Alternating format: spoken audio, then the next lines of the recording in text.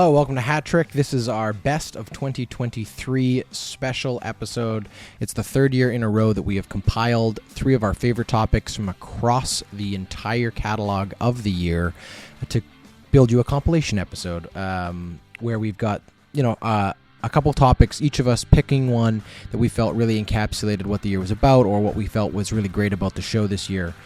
So we will each introduce our own episodes. You'll hear from Braden and Elliot as well as they set it up. We hope you had a great year. We are very, very grateful for your listenership. We hope that you enjoy this little special New Year's Eve treat. Happy New Year. All right, here he is with topic one. Braden, take it away.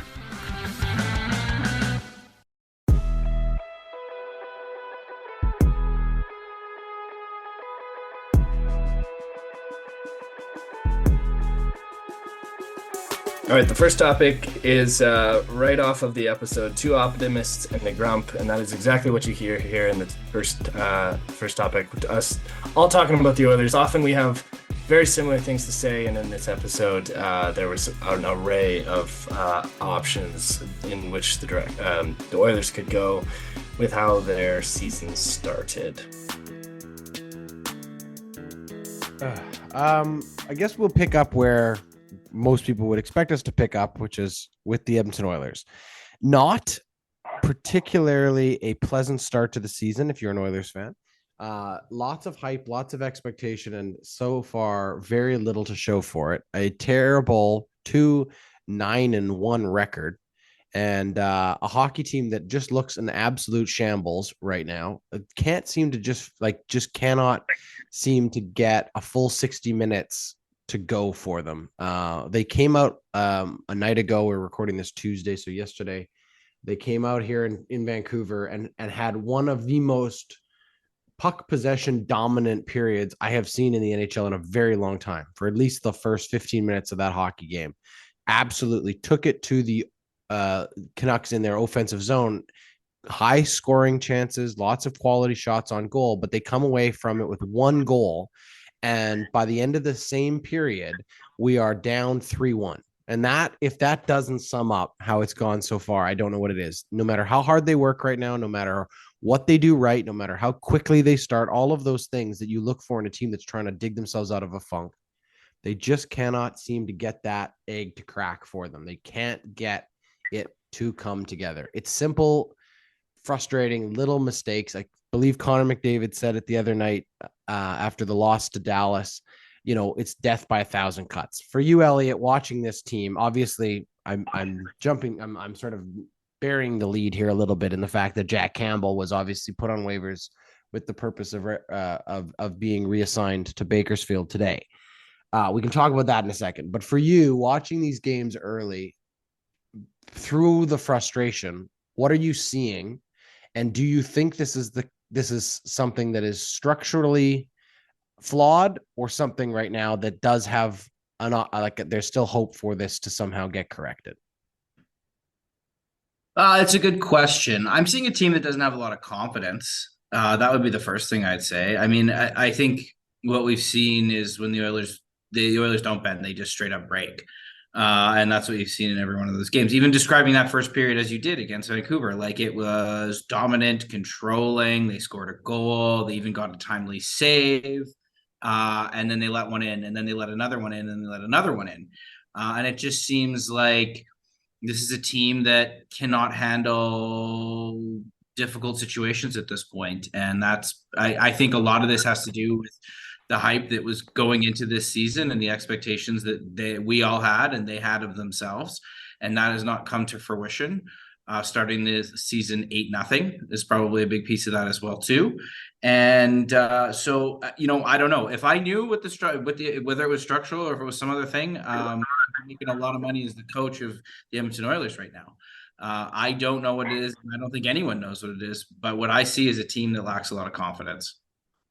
So, Braden, I'll ask you this. When you look at the move today where we see Ken Holland moving Jack Campbell to waivers down to AHL, we're going to assume that Calvin Pickard is on a return contract the other way tomorrow once Campbell clears waivers. So the first sort of move he's Yeah. made this season towards trying to shake up that locker room or inject some kind of, I don't know, urgency or whatever you want to call it. You know, it isn't a trade necessarily, but it is a big roster move, a very expensive contract on the move for a player that we have seen struggle since he got here. Do you think this is going to be enough for the Oilers to be able to sort of come together and start the turnaround, or is this just going to be step one in what's going to be a very painful couple weeks here as the Oilers try to figure out exactly how to fix this? Yeah, you're right. You're right in both of those things. It will for sure affect some sort of change in the group moving forward. That's a big contract and somebody who has a lot of responsibility on their hands to stop pucks, and it is not one person's fault, this whole thing going the way that it's going. But there is accountability to be had, and I think Jack Campbell carries a lot of that. And so one, I think that will, but the return contract coming, like, this isn't something to be excited about necessarily. This is just something hopefully to just spark some sort of inspiration in that group to say, do what Elliott's been saying. Like, where is the confidence? I'm really tired when this team gets down and out, just to see them start whacking their sticks instead of like actually throwing physicality around. Darnell Nurse, if we're going to talk about Jack Campbell, Darnell Nurse is being paid $9.5 gross million a year to be the number one physical defender on the Edmonton Oilers. And to see someone who's sort of on the other end of their successful career in Ryan O'Reilly score 2 goals the exact same way down low, with Darnell Nurse just kind of slouching on him, not being able to push this guy out. It's pathetic. It's frustrating. And the accountability really has to, it sits on these guys who are there to compete to the nth degree.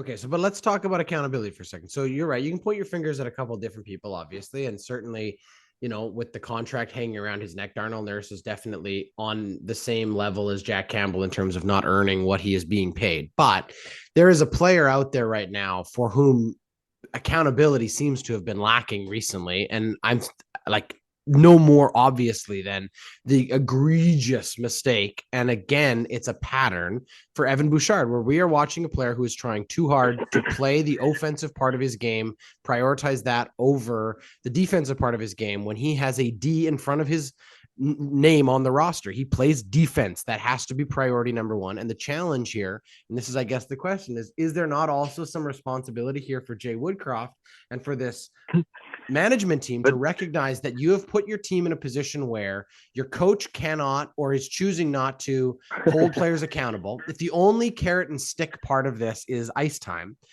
Bouchard doesn't miss a shift.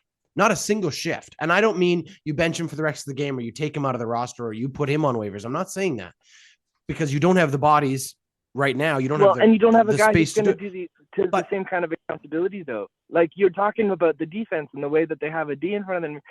Where are the goals? How are we going to win anything? Well, I'm sorry, Braden, but if your expectation, if the argument, Braden, is that Jay Woodcroft can't bench Bouchard because he's too important offensively, then you have a fundamental flaw in how your team is built. This is a team that has Connor McDavid, who has not showed up to the season so far, Leon Draisaitl, who is underperforming, Hyman, who is underperforming, Evander Kane, who we have seen maybe the only one of those four I'm just listing given us any kind of energy and life, and mostly it was in the outdoor game.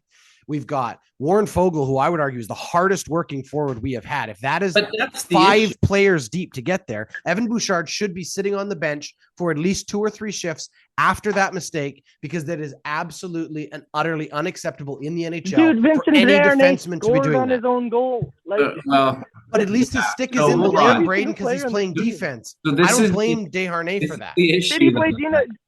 This is the issue, is that all you're arguing about is who to point the finger. That the problem is with that, Jordan, is that if you bench everyone that's underperforming, you're playing a 2-line. I'm not saying who's underperforming. No, but just let me finish. You've had lots to say. If you bench everyone that's underperforming, you're literally going to put 2 people out on the ice. It's Fogle, as you said. and Sam Gagner, because those are the only people that are actually showing up in any significant capacity consistently for this team right now. And so it's top to bottom a complete and utter mess. And so, yeah, I do agree that accountability is the right way to go. And you've got to find ways to, motivate players. And ice time is the number one way to do it. But I just I don't know where you start. Like, it's that bad. Well, I start there. No, but that is where I start. That's where I would start. I'm not saying it's about benching every player for the purpose of accountability. It's based on those specific moments. They have to have repercussions. We have to have a coach who is able to actually identify in the moment when a mistake is made. And we've seen this before from him for lesser players. Desharnais did see the bench a lot during the playoffs when he made mistakes. We have seen him bench players like Klim Kostin last season. We have seen him, but it's never his star players. And I do think there is a flaw there. Evan Bouchard should not have seen the ice again until the second period after that mistake, because it is not the first offense. It is not the second offense. All of the fine, but none of those players, Braden, none of those players pinched to the point of giving up a 3-on-1 in that game. Yeah. I think there's countless examples in that game, in the 11 games previous, where they should. But in those 11 games, he's not doing. I don't think he's doing enough to do that. I just don't think. I don't think you're wrong. But I don't think moving a goalie to the minors, and I don't think benching people because they play poorly is the solution here. I don't like. Okay, so that's fair. Confidence. So can we talk about the coach? Sure, go ahead. I'm not sure I'm fully on board with the idea of Woody being the thing that but if you've lost a leadership, if you've lost your room in terms of who are we listening to, how are we moving through, Jay Woodcroft was probably one of the best things that happened to this group when he came on board. Yeah, until the beginning of the season where he implemented a new defensive structure and it fell apart. So, right, but who's actually who's manufacturing that defensive structure? Why is an assistant coach who's not responsible for the defense having their, the accountability has to be throughout the entire organization? It's a head coach's league. They implement their system. It's their system. He took full responsibility for the fact that this ridiculous zone he tried to run didn't work. Okay, but I want to go back to what Elliot just said, which is about, so how do you find solutions? That's fair. Let's try to find some solutions here before we're done here. I'll ask you this very simply, Elliot. You say it's not as simple as a goalie goes down or you fire a coach or whatever. So what do the Oilers need right now? And how could they potentially go and get that to figure it out? Because you can't just tell me now it's like, oh, they got to grind it out like all these other pundits. Bullshit. I'm sorry. They've tried to grind it out. It isn't working. You need something here to shake this up, or you need some personnel changes. That's the reality of it. So what would you do? And what cap? Elliot, what would you do? So I think it's an interesting question. I mean, I think scoring 10 goals against the lowly San Jose Sharks would be great. That's we hope happens on Thursday. But if you're talking about what's the personnel move, what's the thing they can do, there's not a lot of options right now, Jordan. Part of the issue and part of the reason why people keep saying tough it out or use ice time as the stick and or carrot and stick for this team is that they are so far up against the salary cap. They haven't saved enough money in players not playing and enough salary to actually make a move. If there was no salary cap and they could make any kind of move right now, I would say that you'd have to, I would be looking at another top 4 defenseman. I mean, I think that's, or a goalie. I mean, if you could do anything, you'd get a goalie, but that's kind of obvious and kind of, I think, too simplistic. If you put the goalie question aside, then I think you need another top 4 defenseman, because I'm not sure what they're running in their top 4 right now is good enough from an NHL caliber. But I know the obvious choice is goalie. Braden, what would you do? Yeah, I think what would I do? What did I say a week or two ago? They're writing script. This is all part of this journey this year. And if you don't remember, like 2 years ago, we had a very, very slow winter with loss after loss after loss. And we fired our coach. We made it to the Western Conference Final. Oh, we had to fire our coach to do it. I think we have a ridiculous cap situation. So players have to go out to come in.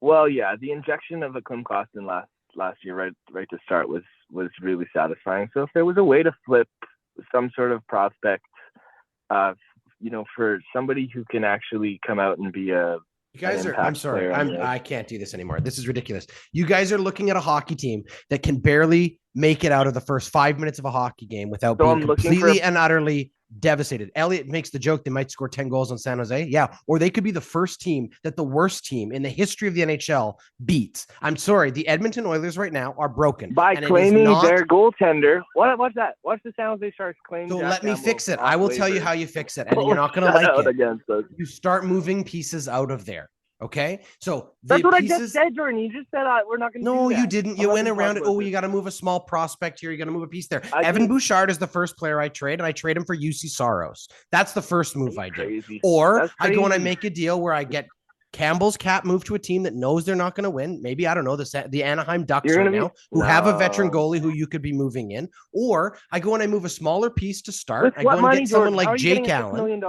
Because I'm moving either CC, I'm moving Evan Bouchard, or I'm dumping Darnell Nurse to a team that can just eat that cap. I'm moving pieces out. I'd love to dump Darnell Nurse. Bring in Chris Tanev from the Calgary Flames, or bring in Zadorov, so you've got some actual size. You bring up Kim Costin. You know who we didn't have? We didn't have anything happening on the ice last night against the Canucks. Any kind of grit or pushback. There was not a single player out there other than Vinny Desharnais, who I looked at and said, yeah, I could see that guy actually sticking up for his teammate. You had Connor McDavid literally have his arm wrapped behind his back and shoved to the ice by a defenseman. And who's the guy who jumps in on to support him? Little McLeod. No, it's McLeod who jumps in there. McLeod there's no way is taking on Joshua or anybody else in this league. There are pieces that you could move if you actually had the guts to do it. And if I'm Ken Holland right now, this is not just my career, because I probably lose my job if this doesn't work out. So it's not the old, like, well, I can't really be worried about win now. It's win now or die for Ken Holland, frankly. It is, Jordan. It is. But what are you talking about guts? I don't think it's about the fact he doesn't have guts. How do you convince another team to take Bouchard right now, whether you're talking about him the way you are? Well, the teams that wanted Bouchard, take him. The teams, there are teams out there that want a guy like Evan Bouchard to build with into the future, not competitive teams. I still want him on my team. Absolutely.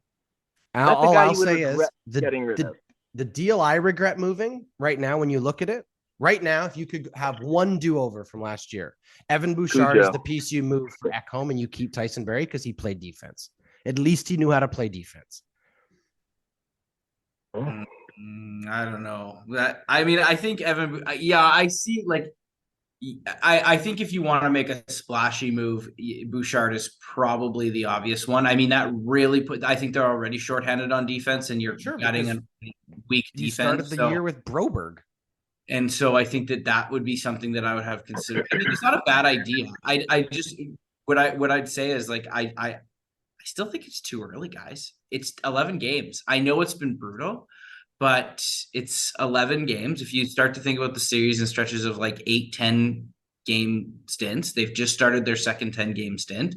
Let's see how the end of the I'd be more willing to entertain this conversation and major structural changes after the second 10. And if we were still in this situation, arguably you could say, well, that's American Thanksgiving and they'll be out.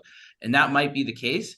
But I still think I'd want to give it at least 9 more games, at least to the end of this road trip, which there's 2 more games before I'm making any structural changes. It's such a game of bounces. It's such a game of inches. It's such a game of luck in a lot of ways. And I think that we haven't been in a position like look at 2 of those games.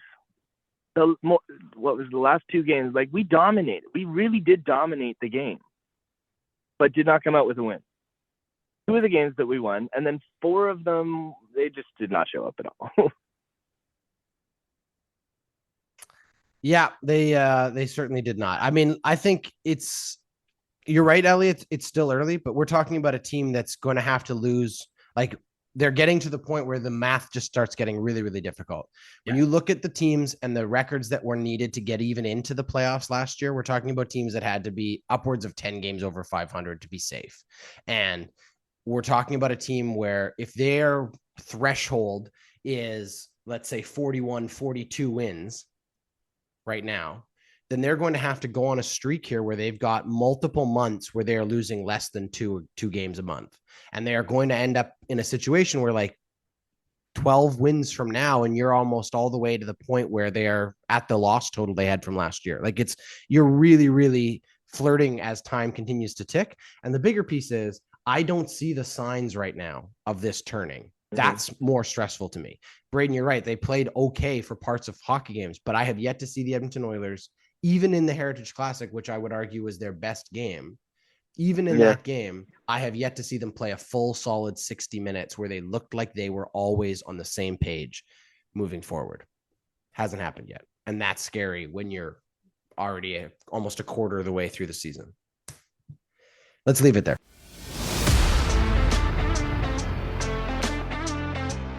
Hey, podcast listeners. My name is Louise Campbell, and along with my co-host, former Olympic bobsledder, Alicia Olson, I am so excited to introduce you to the Mother Pucker podcast. And if you love the Oilers like we do, you are going to love our show.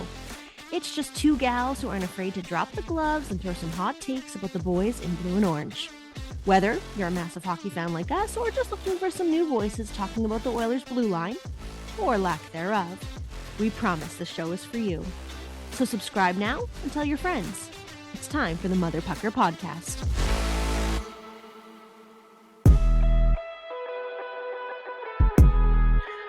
Welcome to topic 2. The topic I've picked this week is a segment way back from September. It's called Hard Conversations. And it's a conversation around Hockey Canada and what's to come from whatever they're doing.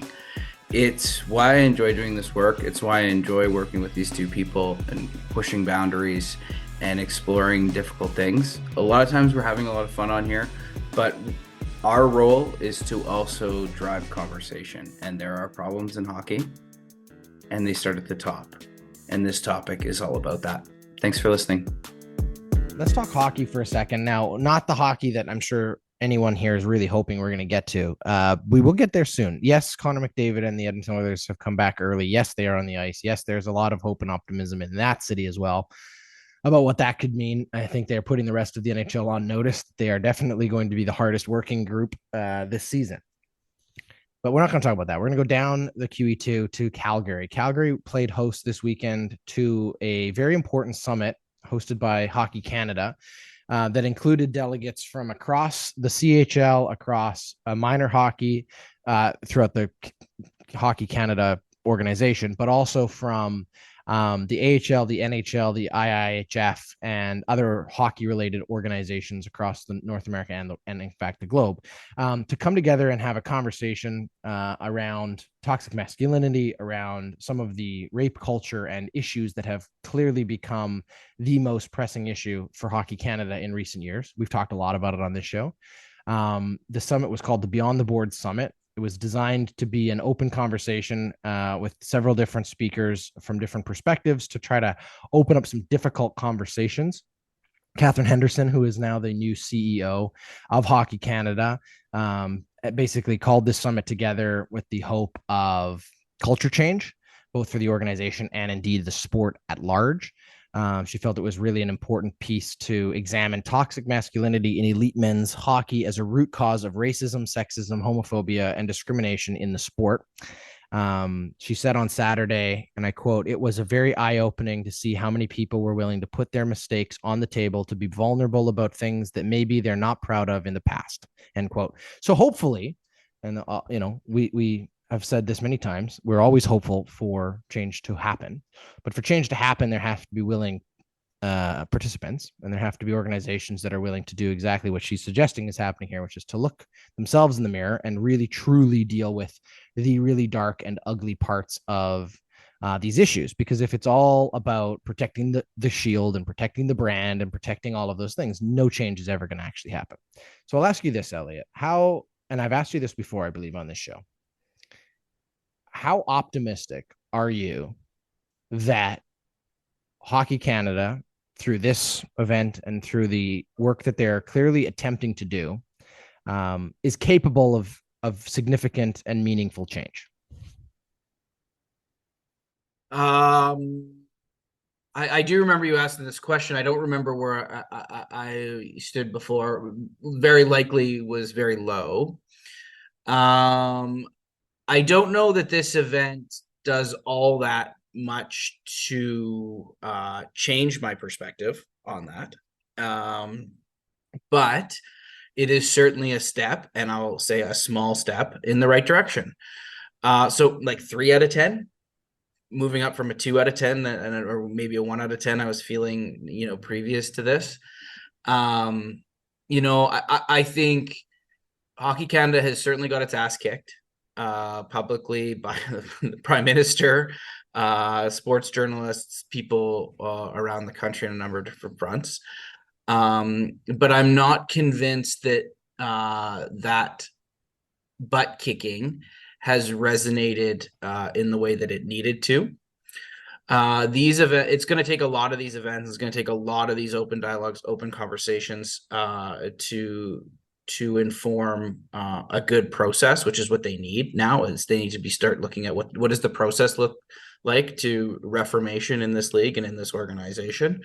And then from there, then they need to start moving into policy decisions. So they are a long ways away, and one event does not make things right. The problem, as I will always say, in the issue with hockey, is the follow-up and the accountability.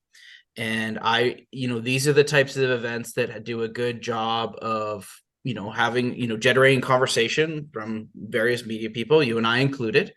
They get a little bit of good publicity and a positive pat on the back, and then all of these things tend to go away. And until I'm more reassured of the fact that there's going to be ongoing conversations like this, and like I said, that process and that policy is being put in place, I am still going to be incredibly apprehensive of anything that Hockey Canada does. They have lost my trust. I think they've lost the trust of many Canadians who expected better. And trust is not something that you easily regain, certainly not through one event. I don't know. Maybe that's unfair. Where are you at? No, I think that's fair. I think that we have watched a lot of starts and false starts on this issue. We've had a lot of different pieces of this puzzle feel like there was an attempt that never really came to anything. I mean, we're still sitting here waiting, 2 years later from the conversations we were having around the first reports about the 2018 rape case in London, Ontario, and we're still waiting for actual criminal proceedings or actual accountability. Now, there are some rumors that may be coming very soon, but those are rumors. We've had rumors for years. We've had rumors for months, until Rick Westhead reports anything. I don't really buy into any of the belief of it. There was a sort of a bit of one of those like smoke and fire thing where several of the players from that team all went black on social media this weekend, including Carter Hart from the Flyers. So that became a big story for a moment of people being like, oh, is this a indication of these guys are about to be called out? But that didn't happen, or at least has not happened yet. So we'll wait and see. But I have hope that at least because there has been some turnover and some changing of leadership, that there is an opportunity for change to begin. I think the first thing that Hockey Canada had to do, and they just didn't do it very quickly, was to actually clean out some of the people that were in there when bad decisions were actually being made, and to get some people who had at least clean hands from those specific incidences to be able to look back and review those policies, review those actual incidents from a position of neutrality, because I think that's very important. You can't expect the people who have perpetrated problems to be the ones to clean them up. They just won't, because there's too much baggage there. But I do think that what gives me a little bit of optimism about this specific one is actually something that Sheldon Kennedy said. Now, Sheldon Kennedy, for those who don't know, is obviously a former NHL player, a sexual abuse survivor, and an advocate now, has been an advocate for almost 27 years about child abuse education and prevention. So a very reputable and important voice in many of these conversations, has been one of those people that the media and others have turned to whenever these stories come up, because he's a very well-educated and obviously from his own personal experience, a very important voice in this community and in this, it's him and it's Theoren Fleury, and obviously Theoren Fleury comes with his own baggage, so he's kind of dissipated from being the person they go to. Sheldon Kennedy is a much more tempered voice, let's put it that way. But he came in as one of the speakers at this summit, and his quote was, "We're not winning gold medals off the ice in this space yet.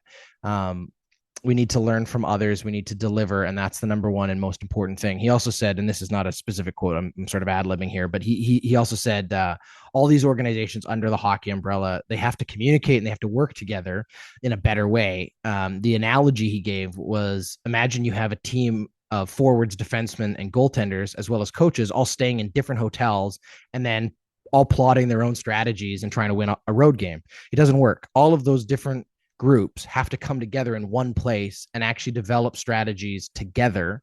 And I think that's what he's trying to point out is you have all these different organizations who have been working for years in different ways, some of them to completely avoid the issue, some of them to kind of try to make incremental changes. But if they're not all on the same page, if there isn't one cohesive strategy across elite hockey, from the NHL down to minor hockey, down to the Hockey Canada program and Hockey USA and the IAHF, if all those organizations don't have a vested interest in this changing, it won't. And that's the biggest piece of the puzzle. If this is step one to at least getting them all around the same table, I think that's positive. I think that's important.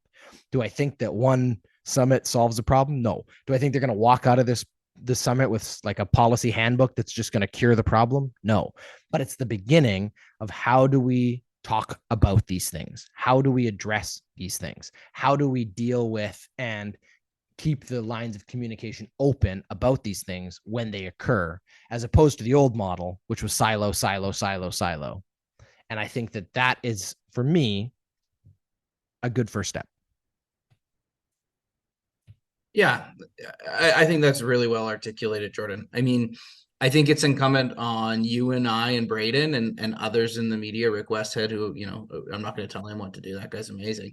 But others in media and who follow these sorts of things to maintain on top of the story and to ensure that accountability and that follow through exists. Ultimately, at the end of the day,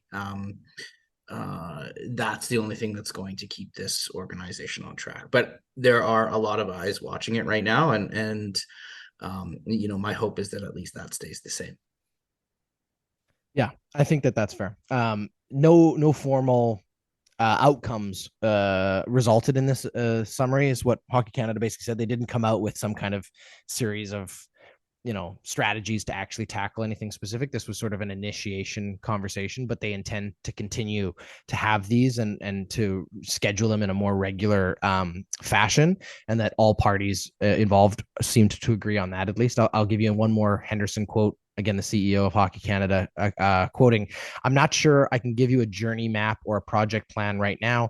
We have to take the time to ingest what we've heard. The journey is towards much better hockey that gives all Canadians who want a hockey experience a positive hockey experience. If there are people that want to go along on that journey, please come along. We want you here. And if there are people that this is not their ultimate goal, we don't want them on the journey. If that is not what you want from hockey, we don't want them." End quote. So that's where she's at with it, which I think is at least a much different tone than what we were getting from the previous regime at Hockey Canada, and certainly an important step forward. Let's leave it there. That's topic. Hey, football fans, the Ordinary Podcasting Network is very excited to welcome back for its second season, Running Down the Clock, presented by Puya Ricey and Tyler Walzak. These two football fans will sit down with you every Thursday of the NFL schedule to talk football. You can subscribe to Running Down the Clock anywhere you get your podcast.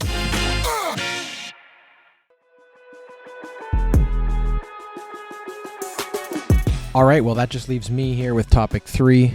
I thought we'd finish with a little bit of fun. This was a game we played for the first time this year. It's basically two truths and a lie, but we called it What's in a Name. Elliot and Braden had to decide which of the 3 minor sports team names that I gave them in each round was real, and which 2 were real and which one obviously was made up. And we had a lot of fun because there are some wacky and wild names out there in the world of sports. Here it is, topic 3. We're going to play a game. Elliot always loves it when we play games. So because we've been off for this extended window, I thought we should play a game. But this is a new game. It's a brand new game we're introducing. It's like the old classic drinking game, True Truths and a Lie. So it's very simple. I'm going to give you each a turn. I'm going to name 3 sports teams. You are going to tell me which one of these 3 is not the real name of an actual sports team, because there are some ridiculous names out there for some sports teams. We've got 3 different categories today. We have a minor league baseball category. We have a minor league hockey category, and then we have a college sports category. All right. So because Elliot, you are our resident favorite game playing member of the panel. No, I'm not. I hate this. Yeah. So you get to go first. Okay. Elliot, let me ask you a quick question. Are you ready for it? Yes. This is dumb. I'm going to lose. Okay. Here they are. So I'm going to read you the three names, and then you can work through for yourself which of these three names is not a real minor league baseball team. Are you ready? Yeah. Okay. We have the Rocket City Trash Pandas. We have the St. Paul Pit Spitters. And we have the Amarillo Sod Poodles. Okay, can you read the first one again? You cut off. The Rocket City Trash Pandas. Why didn't they call them Okay, that's Rocket real. City That's- Raccoons? Like, That's what the hell? that's real. That's real. I know that one to be real. Yeah, you follow that team? Yeah. How are they doing Well, this year? but really struggling. Haven't won more than 3 games in a row. Okay, so the Rocket City Trash Pandas, Elliot believes to be real. The other two, again, are the St. Paul Pit Spitters and the Amarillo Sod Poodles. So what the hell is a pit spitter? What the hell is a sod poodle? A pit I'm trying to spitter? think. Pit spitter's like you eat a peach and you spit out the pit. Or Yeah, no, okay. And then the second was the Amarillo. The Amarillo Sod Poodles. I'm gonna go with the sod poodles being real because it's just ridiculous enough. I'll say the pit spitters are the fake one. You are correct, Elliot. Well done. So here's the thing. I took two real things and put them together for the fake one. There is a team called the Pit Spitters. They're just not from St. Paul. So the St. Paul Pit Spitters is not a real team, but I just thought Pit Spitters was so funny. There is apparently a real minor league sport. I don't know, but the Pit Spitters was the name of a real minor league baseball team. The Amarillo Sod Poodles are real, and apparently a sod poodle is a nickname for a gopher. Well, you know the Edmonton Riverhawks are going by the Edmonton Talus Balls this year. Only home games. Couple games, yes. No, every single. No, that is not true, Braden. You are spreading disinformation. No, it is not. I it's like every Friday night they do that. Yeah. All right. Every single game I go to. Okay, are you ready, Braden? Oh, I can't wait. I love all these. Are you? Yeah. You get minor league hockey. All right. Okay, here's what we have for you. Are you ready? All right. Yes. We have the Plymouth Ice Hounds. We have the Orlando Solar Bears. Yeah. And we have the Shiverport Mudbugs. Okay, well, Shiverport's not a real place. So what? The Mudbugs? The Shiverport Mudbugs. Shiverport Mudbugs. Shiver, not shitter. Shiverport. Shiverport Mudbugs. And what was Shiverport? Shiverport Mudbugs, the Orlando Solar Bears, and the Plymouth Ice Hounds. Okay, well, let's go with oh God. I want them all to be real. Okay, I'll go with the Mudbugs because that's just ridiculous. But if that's real, I want a jersey. Mudbugs are real. They are real. Their logo is a crawfish. Mudbug. That's a mudbug? Apparently. The Plymouth Ice Hounds, I just made up. That one was the one that sounded the most real. I know. I'm good at this. All right. Are you ready? You're going to have to work this through together. Okay. Okay. So last category. These are all college, Div 1, I should mention, college athletics departments, not necessarily football or hockey. Like certain programs might be better at certain sports, basketball, whatever. But these are the three of them. Are you ready? Okay. We have the Kent State Golden Flashes, the St. Mary's Maniacs, and the Presbyterian Blue Hose. Blue Hose from the Presbyterians. You're telling me the Presbyterians their team name is the Blue Hose? The Yes. blue hose? How is hose spelled? Is it like pantyhose? Yes. How is It's how is spelled hose? HOSE. Hose. It's just a Blue hose. hose. It's just a hose. I thought that was something completely different. Oh, God. Where are they from? Give me one more time.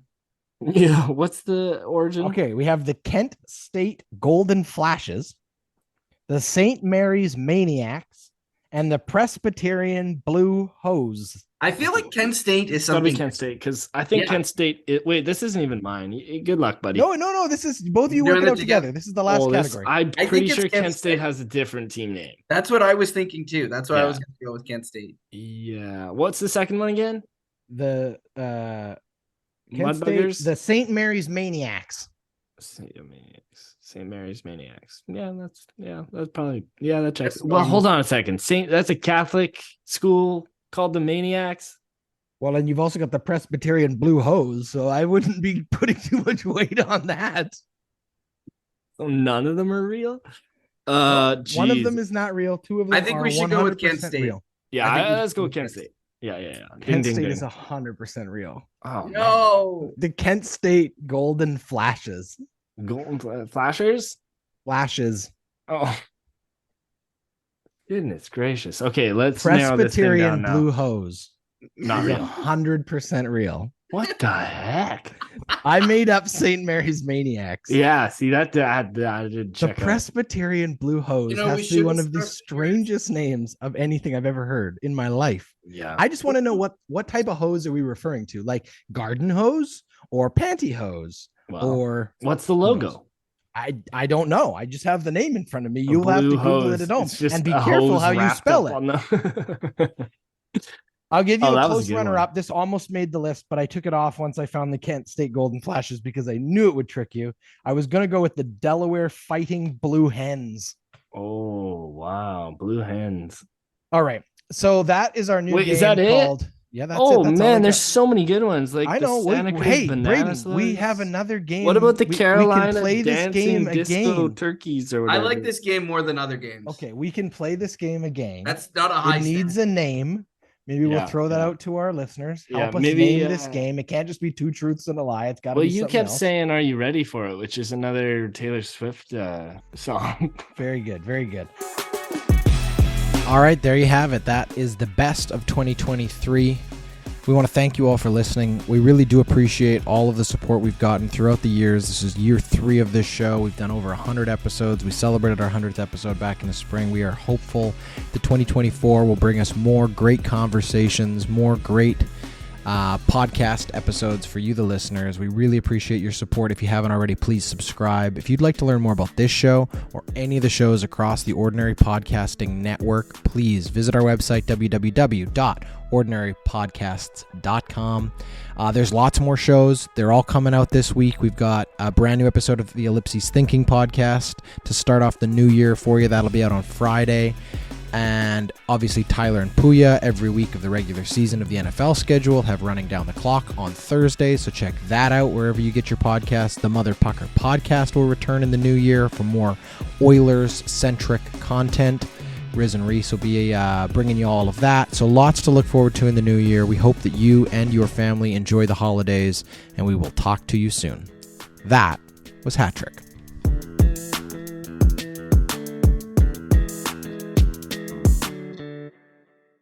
The Ordinary Podcasting Network wishes to acknowledge that the lands on which our conversations take place include Treaty 6 territory, the traditional meeting ground and home for many Indigenous peoples, including the Cree, Dene, Saulteaux, Blackfoot, Métis, and the Nakota Sioux peoples, as well as the unceded territories of the Coast Salish peoples, including the territories of the Musqueam, Squamish, and Tsleil-Waututh nations. We acknowledge the many First Nations, Métis, and Inuit whose footsteps have marked these lands for generations.